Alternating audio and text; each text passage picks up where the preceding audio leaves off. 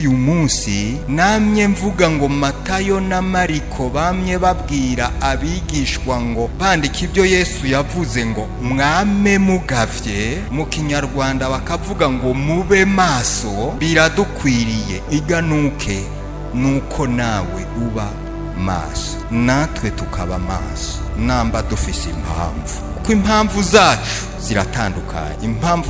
ziratandukanye. Gute? Abandi bashaka kuba Pastor Aroni. Erega ndi Pastor Aroni haraho naciye, barawupfa kuhashika ka ntibipfa kukorohera, no kurwana bararwana mwishengero bapfa kuba baba pastori canka bari. Ibitugenza si bimwe, abandi bafise ibindi bibagenza ntavyo nzi. Hari n'abagenda ngo kuko yirwariye indwara yanse gukira bazonsengere nkire, nibamara kumusengera yigire ntiyakire. Ariko hari abaje bafise urugendo ruja mw'ijuru. Yesu nashimwe. Abo rero nibo nazaniye iganuke ngo mwame mugavye. Niwabona ibigushitse ko bigushikiriye, niwarwara ukivuza ukabona utari kurakira, niwadandaza ugahomba ukabona bitaje imbere ahubwo bije inyuma, urashiraho kabaza none ibi nibiki? Birashika ko ari Imana igomba kukuduza. Witonde, iyigombye irahora. Ndivuye umengo n'umwanditsi wa Zaburi ya 50 yarabivuze ngo ibyo barabikora nginumira.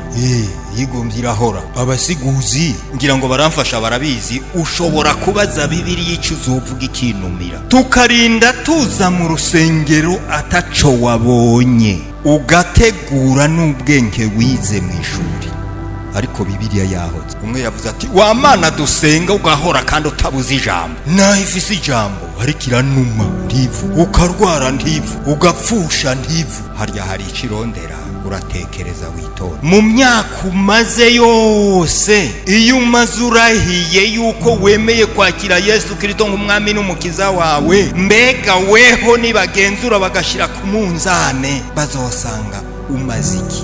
Waramazi. None ko imbere ya ntebe nzohagararayo, nzoba njanye iminyago ndayihereze Yesu, uzojana iki?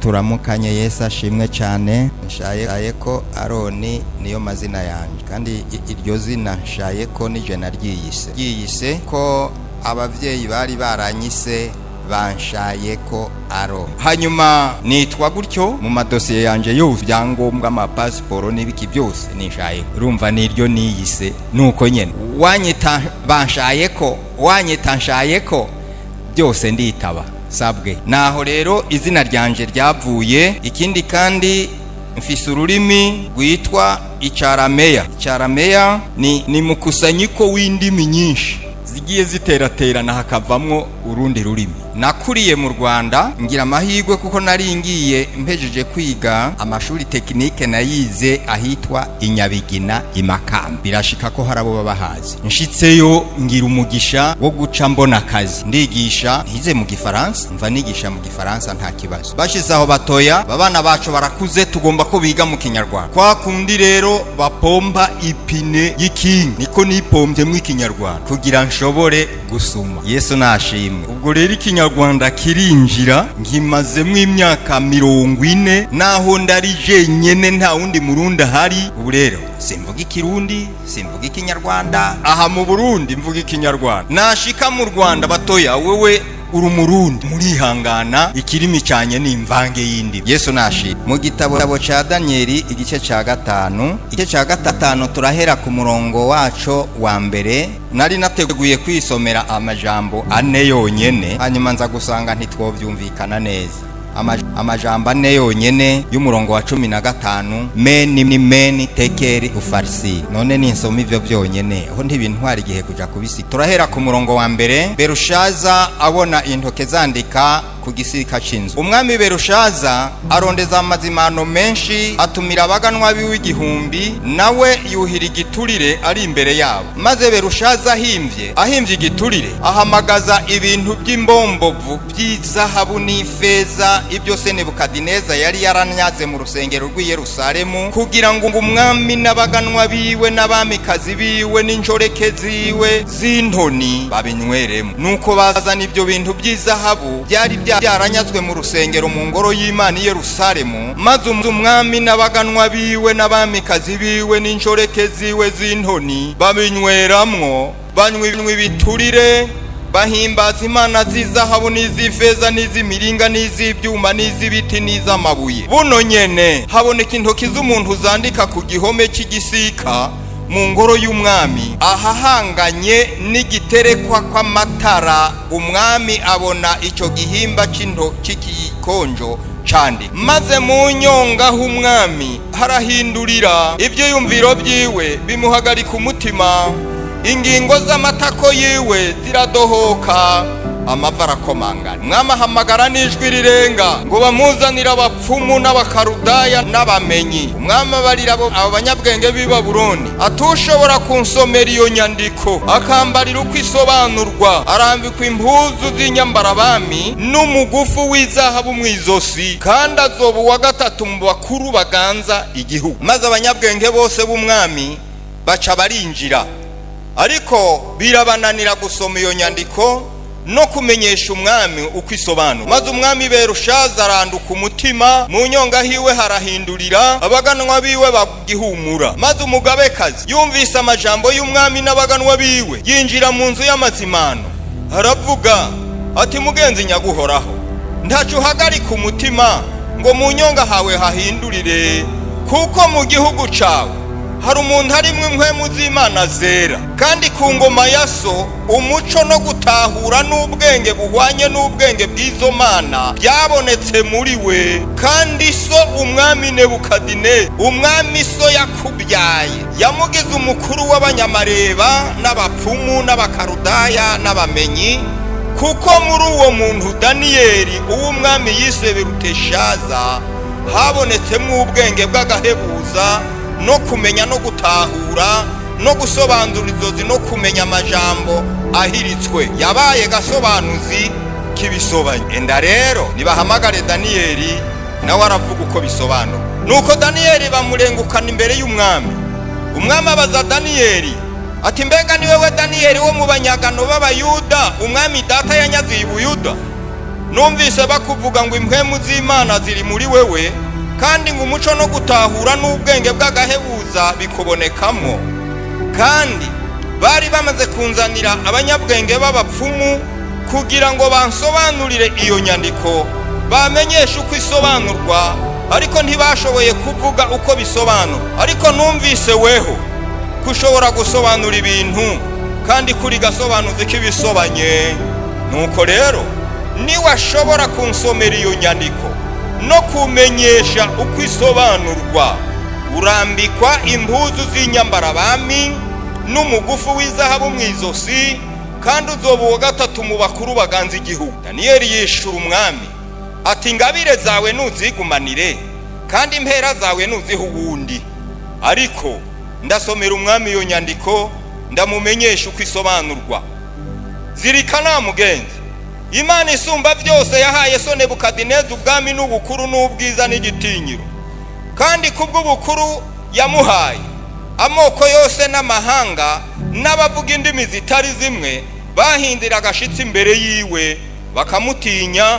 Yica uwagombye kwica, agakiza uwagombye gukiza, yashira hejuru uwagombye, agacisha bugufi uwagombye.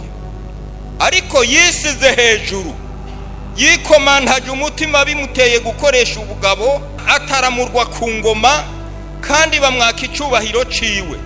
Nuko yirukanwa mu bantu, umutima wiwe uhindurwa nk'uw'ibikoko, aba hamwe n'indogobe z'inyeshamba, arisha nk'inka, kandi umubiri wiwe utondwa ko n'urume ruva mu kirere, gushitsaho yamenyeye kwisumba byose ari yiganza ubwami bw'abantu, ikabwimikamwo uwigomba wese. Ariko nawe Berushaza umwana wiwe ntiwicishe bugufi mu mutima wawe naho wari uzi ibyo byose, ariko winantaje ku mwami nyenijuru, uzanirwa ibintu byo mu ngoro yiwe kugira ngo wewe n'abaganwa bawe n'abamikazi bawe n'inshoreke zawe z'intoni mu binyweremwo ibiturire, maze uhimbaza imana z'ifeza n'iz'izahabu n'iz'imiringa n'iz'ibyuma n'iz'ibiti n'iz'amabuye zidashobora kubona canke kumva canke kumenya, ariko imana rurema ifise impwemu zawe mu kuboko kwayo,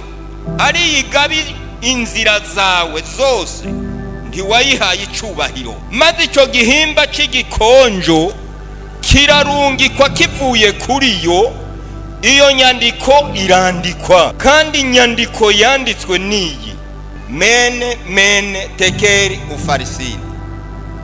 Kandi uko ibyo bisobanurwa nuku: mene risobanurwa ngo Imana iharuye imyaka umaze uri ku ngoma, iyishize ku iherezo.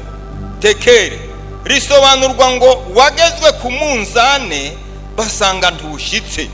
Peresi risobanurwa ngo ubwami bwawe buragabanganywe, buhawe Abamedi n'Abaperesi. Maze Berushaza agera ko bambika Daniyeli impuzu z'inyambarabami n'umugufu w'izahabu mu izosi, kandi ko bamamaza ko azoba uwa gatatu mu bakuru baganza igihugu. Maze muri iryo joro nyene Berushaza umwami w'Ubukarudaya aricwa. Ubwo bwami buhabwa Dariyo Umumedi, yari amaze imyaka nka 62 y'amavuko. Imana idufashe. Cyitwa kugaruka kwa Yesu Kristo. Twaravuze ko uwubyemera nabyemere, uwutabyemera nabireke n'uburenganzira bwiwe, ariko vyasha byapfuba Yesu azogaruka. Wabyemera utabyemera Yesu azogaruka, kuko dufise intahe dushinga ko Yesu azogaruka. Twagiye tubona bagiye baguma mu myanya, barimwo Yobu, nawe nkuko yagezwe gapimwa, nkuko bapimye uyu Berushaza, nawe yarapimwe yaragezwe ashyirwa ku munzane, ariko Yobu aguma mu mwanya wiwe. Tuvugana yuko harya kugezwa canke gupimwa si icago kiba kiguteye, ika ni Imana ibigomba kukuduza bigushire hejuru. Hari agatabo k'umukozi w'Imana nasomye, hora abantu iyo ahuye n'amageragezwa atakatakamba, ngira ngo ubugaragwa kabumara arondera aho asengera ngo Imana imutabare. Uwo muri Bibiliya nawe n'uwitwa Hezekiya yararwaye, Imana imutuma kumuvugishwa ngo mubwire atunganye ibyo mu rugo rwiwe kuko indwara arwaye ntazoyiki, ngo mubwire atunganye ibyo mu rugo rwiwe kuko ntazokira. Ngo ahindukirira inyuma, ngo rasenga ratakamba, ngo ariko Mana yo mwijuru, ngo ariko wowe ko nahora njya mu nzu yawe ngo n'umutima ugutunganiye, ngo none ubu nimva zosubira kwinjira mu ngoro yawe. Imana igarura wa muvugishwa yari yatumye, ngira ngo ni Yesaya, ngo genda umubarire ngo basinda mwongereye imyaka 15. Sinzi ko mwasomye iherezo ryiwe ribi ku muryango, yagize iherezo ribi. Harya Imana ugomba kuja hejuru, nta musirikare n'umwe ahabwa ipete atabaje gukora ya myimenyerezo ya gisirikare. Ntibikunda kugira ngo bakongere ko akanyenyeri kamwe, hariho ahantu bawaciye kugira ngo bakuduze uvaho wari, hariho ikintu bawakoze. N'Imana nuko nyene ntipfa kukugira uko we ubyumva, itagize aho igucisha. Hanyuma Yobu yagumye mu mwanya wiwe, ahejeje ipimwa ryiwe, yatejwe iyindi ntambwe, araduzwa hejuru, ibintu by'iwe Imana ibigwiza kabiri. Abana bo ntiyabagwije kabiri, ariko yagaruriwe nka babandi nyene, ariko beza ngo ata muntu n'umwe yigeze asa nawe mu mwisi b'ico gihe. Bose bari beza gose. Abakobwa be batatu, yari afise abahungu 7 n'abakobwa 3, yongera byara abandi bahungu 7 nyene n'abakobwa 3, ariko ngo beza cyane iramuduza. Yesu nashimye kuko yagezwe aboneka kwashitse. Uyu mwami Berushaza nawe yaragezwe ngo aboneka kwadashitse. Hanyuma baharuye ngo igihe ciwe amaze ku ngoma. Hariya mu gitabo c'ibyo ku ngoma muzobona bavuga iby'abami b'Abayuda n'Abisirayeli.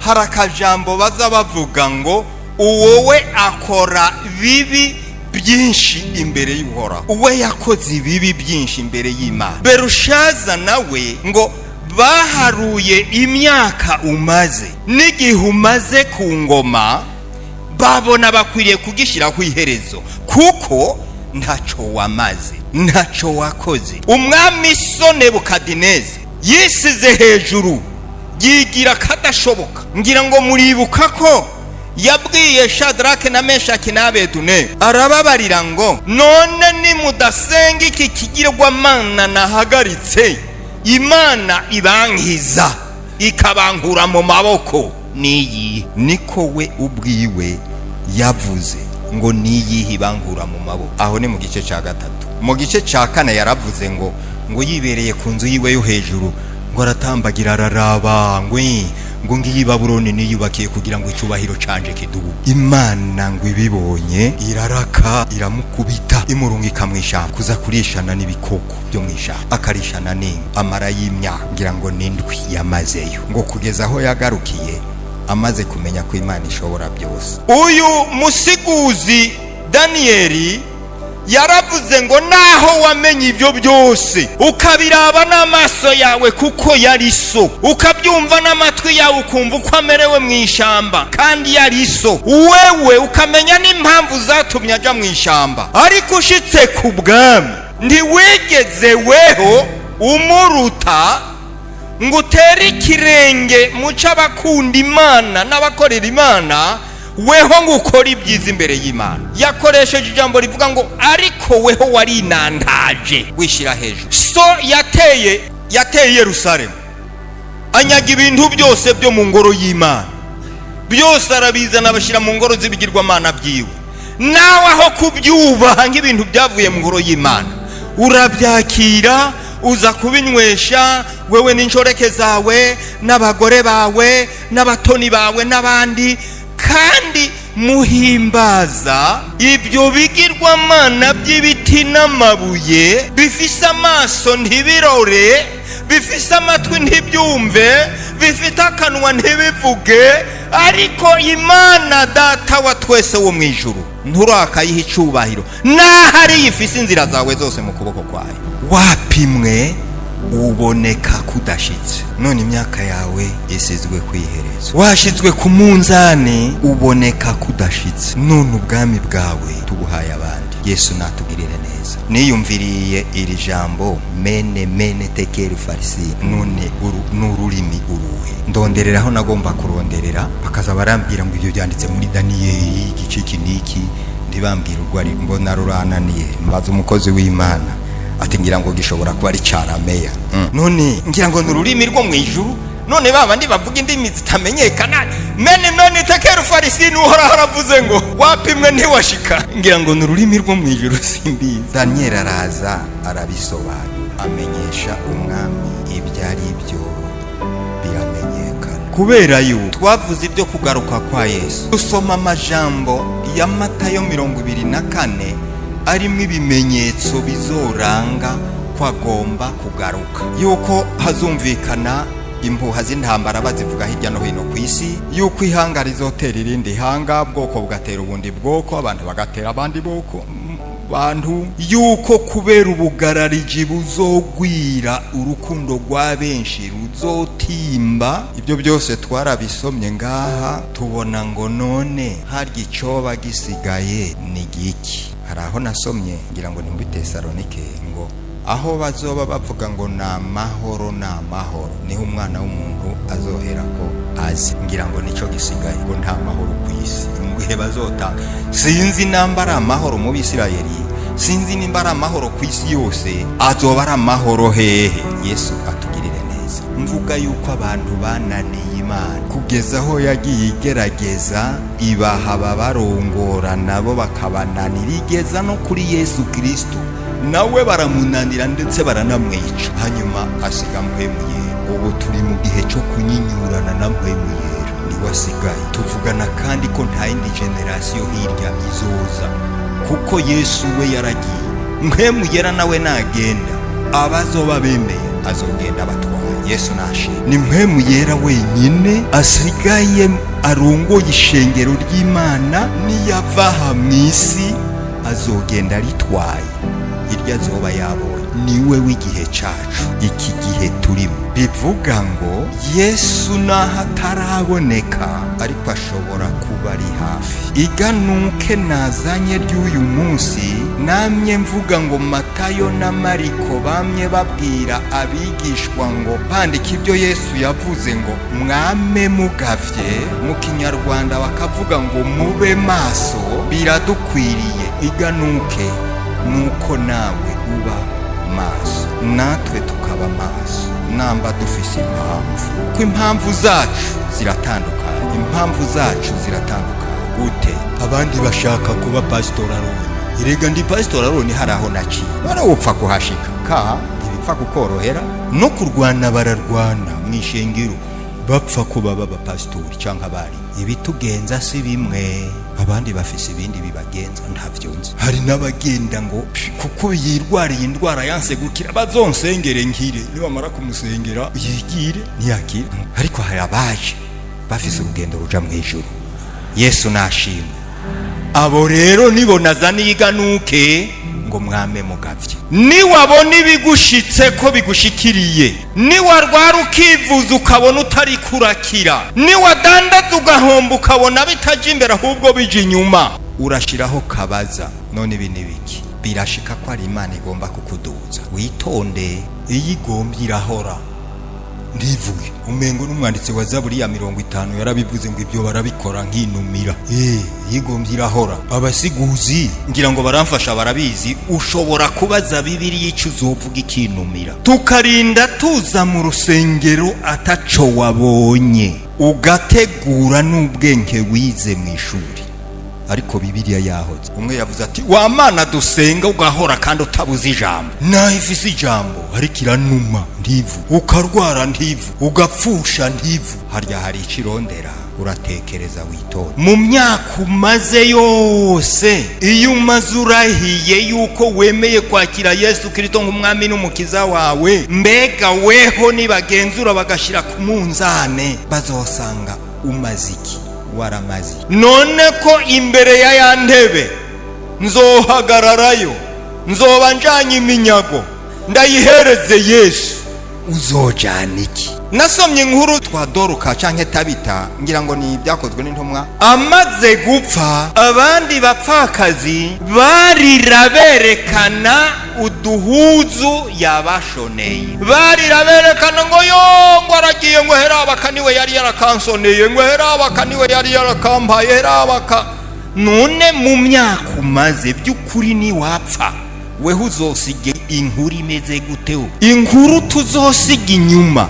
Erega hariho umuntu apfa, abantu bagakurikira bakamujyana ku maziko. Hari abagiye bavuga ngo Imana ishimwe siwe twobona agiye, Imana ishimwe siwe twobona agiye. Inkuru abasize inyuma yiwe ibimeze gute? Mu myaka wamaze bazosigara bakuvuga ngo iki? Niganuke nazanye ngo twame tugavye. Kandi harya hariho abatabizi, ariko gukora no gukorera abandi hariho intambwe umuntu atera, si mwisi gusa, oya, si nyuma yo kubaho gusa, si mu bwami bw'Imana gusa, naha mwisi. Mu myaka umaze byo kurigenzura nawe, usubiza ubwenge bwawe inyuma, guhera urya munsi wakijijwe gushika kuri uyu munsi, wosa n'ububihagarikaho nyene naho udapfuye, akarondera ico abantu bazosigara bakuvuga. N'igiki wobona iki? Daniel aramusobanura ngo naho wabimenye, naho wamenye ibyo byose, ariko baharuye imyaka umaze bayishira kwihereza, kuko ntaco yamaze muri iyo myaka yose. Hoba hari abazosigara bavuga ngo ariko ngo nakayara umukiriso. Yesu abaza abigisha, mwumva bavuga ko ndi ngo none mweho igihe tumaranye twagendanye mweho mubona ndinde? None mu myaka umaze, imyaka tumaze ubu uwo duharurira uwo wakangaye? Naho wamenye ibyo byose ariko ntiwigeze wicisha bugufi. Muri iyi nzira n'uru rugendo tugenda hariho ibyo twamenye byanditse Paulo yavyandikiye Abefeso igice ca 5. Abefeso igice ca 5 uhereye ku murongo wacu wa mbere turasoma ngo nuko mwigana Imana nk'abana ikunda kandi mugendere mu rukundo nk'uko Kristo nawe yabakunze akatwigura akatubera ishikanwa n'ikimazi bihabwa Imana umubabwe umota neza. Ariko ubushakanye n'ibihumanya byose cyangwa kwifuza ntimukabishire no mu kanwa kanyu, mube nk'uko bibereye abera, cyangwa ibiteye isoni, cyangwa amajambo y'ubupfu, cyangwa ibitwenza bibi, kuko ibyo bitabereye. Ikibereye no gushima Imana, kuko ibi mubizi neza yuko ndatamushakanyi cyangwa igihumane cyangwa uwifuza ni wasenga ibigirwamana azogira icyo azoragwa mu bwami bwa Kristo n'Imana. Ntihakagira umuntu abahendesha amagambo y'ubusa, kuko ibyo ari byo bizanira uburake bw'Imana abantu b'intabarirwa. Nuko ntimugafatanye nabo, uko kera mwari umwiza none mukaba muri umuco mu mwami wacu, mugende nk'abana b'umuco. Imana idufashe cyane. Ibyo twarabimenye, ababigenderamo ntibazoraga ubwami bwa Kristo n'Imana. Ngo naho wabimenye ariko ntiwigeze wicisha, naho tubizi ariko ntitwaretse kubikora. Raba wewe bimeze gute? Erega ari ku rugi asigaye akanya katakadodora ngo yinjire iwacu. Raba kugira ngo asange bitabaye ibyo ngo nuko iminsi yawe nyisize kwiherezo n'ubwami bwawe mugabiye abantu. Twebwe ntiradushira kwiherezo. Oya, umwanditsi Petero nawe yanavuze ngo ntitwibwire yuko uhoraho Imana yatevye, ahubwo ngo itwihanganira igomba ko hatagira abapfa rubi. Kutaza kwayo nuko kurindira, nanje nukundindira. Tugire ngo byarayinaniye. Oya, kubitaje vuba suko byayinaniye, ariko iracandindiriye.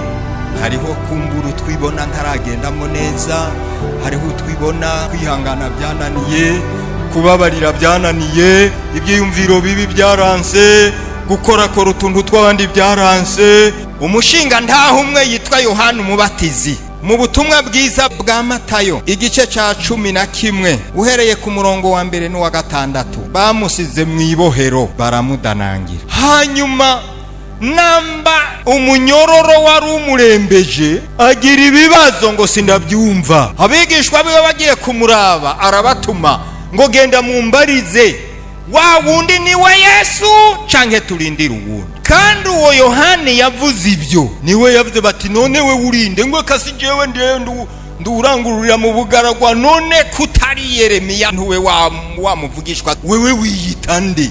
Ngwekangwa ariko hagati muri mwebwe hariho ubuhari, ntibimbereye ko nokora no tukozi tw'ibirato byiwe, uwo ni wazobabatirisha mpwemu yera n'umuriro. Hanyuma hepfo ngo iyantumye kubatiza niyo yambariye ngo uzobona mpwemu yera aza kamugumako uzocumenya ko ari umwana w'Imana. Nanje ndabibonye gutyo ndabishingira intahe gutyo. Yesu nashimwe. Ako kanwa ka Yohana niko kavuze ibyo. Ahindukiye ngo muzomubaze ngo yoba ariwe. Noneho ndi yari ku gipimo. Yego cari gipimo, kuko kimuriye aribaza ngo none uwo yoba ariwe Yesu. Hanyuma Yobu nawe, Yobu igice ca 31 umurongo wa mbere gushika ku wa 6. Yobu 31 umurongo wa mbere dushike ku wa 6 havuga ngo mbega yoyo ntiyitegereza inzira janje igaharura intambuko zanje zose, asangwa naragendeye mu binyoma, ikirenge canje kikihutishwa no kuja kugunga, ningerwe ku munzane w'ukuri kugira ngo Imana imenye ukugororoka kwanje. Ubu ni uburyo bwayo bwo kugerwa. Yagejejwe n'indwara no gupfusha no guhomba ibyiwe byose, Imana imugeza kugira ngo irabe kugororoka kwayo. Niyo mpamvu navuze ngo akantu uzobona kagushitseko urihangana, urya umutima amenyo, ushinyirize nka wa wundi batera urushinge, ariko ugume mu mwanya wawe urabe ico buzocana. Aha Berushaza byaramunaniye, ntiyigera yicisha bugufi ngo ahe Imana icubahiro, yigira uko agomba, afata n'ibintu byo mu ngoro y'umwami Imana abishyira mu ngoro z'ibigirwamana byiwe, hari inantaza nawe yishyira hejuru, Imana karayirya. Raba ubuzima bwawe ukuri kugenda guhera cya gihe wabatirijwe, raba ibikorwa byawe uhereye cya gihe wabibonye uko icyo wamariye Imana. Mbega guhera cya gihe gushika ubu Imana yo kuvuga gute? Imana yo bibona gute? Imana irabyumva gute? Inkuru zose inyuma isa gute? Ntundabe wewe, raba iwawe gusa, ni wirabe, irabe wimenye, utunganye ibisigaye bidatunganye, ugorore ibyagoramye, ushire ku murongo ibyo Satani yasanzaje, wubaka ibyo Satani yabomoye. Uyu ni umwanya wacu, kuko umwami ageze ku rugi, kuko ibyavuzwe byose ibyo Yesu yatangaje ntibiri kure yacu. Hari ibyo tubonesha amaso yacu, hari ibyo dukoza ku intoki zacu, hari ibyo twumvisha amatwi yacu, hari ibyo twiyumvira mu bwenge. Rantomenia, ego raba mu myaka yose umaze, mu gihe cyose tumaze, ufise inkuru iyihe uzosiga inyuma yawe? Ibyo wakoze nibiki? Icibutso cawe cyo mu by'agakiza ni giki? Yesu atugire neza. Raba nahajya mu kazi ukora, ushobora kugezwa n'amafaranga, kuko iyo umuntu amaze gutera imbere abenshi bakagira amahera ntasubira kwibuka mu nzu y'Imana. Ushobora kugezwa n'ubukene, kuko kumbura ufise ubukene uti none nogenda mu rusengero nsa gutya. Uko nukugezwa. Namba Yesu wa wundi wavuze ari wa wundi canke hari wundi urindiriye. Imana itugirire neza. Ubyumva gute? Aturira Imana yo mwijuru uti Imana bya bindi nibi mbabarira. Imana irakumva, iraza kumva n'umurongozi wacu agiye gusenga Imana, irumva gutakamba kwawe maze iragi ifise uko ibigenza. Mana data wa twese uri mwijuru, turagushimiye umwanya mwiza wiyeretse abasavye n'abasavyikazi bawe kuvyabashize kure yawe. None ngaba barafukamye munsi y'ubusaraba, nubagirira imbabazi, nubagirira ikigongwe. Amaraso yabeze, amaraso yabo hagira ubuhumane bwose mw'izina rya Yesu Kristo. Ivyabanduje byose, ivyabashize kure yawe, Mwami Yesu baharire, Mwami Yesu bagirira imbabazi, kucicaye ku ntebe y'imbabazi. Mwami Yesu Kristo nubaharire. Baraciye bugufi, baremeye ko arabatsindwa imbere y'ijambo ryawe, baremeye ko ari ibyabananiye, baremeye ko ari aho bakebeje. Ubaharire, amaraso yabeze abahumanura ubuhumane bwose, kandi Mwami Yesu Kristo ubahereze kwihanira guheba, gusezera n'ibyo bihanye ko batazobisubira, batandukanye nabyo. Mwami Yesu bambika inkomezi, Mwami Yesu Kristo bahindurire n'izina rya Yesu Kristo. Bahaguruke batsindanishirijwe, bahaguruke bagiriwe imbabazi n'izina rya Yesu Kristo. Babangirize urugendo ruja mu ijuru. Urakoze kubahariye, urakoze kubagiriye imbabazi. Tubasengeye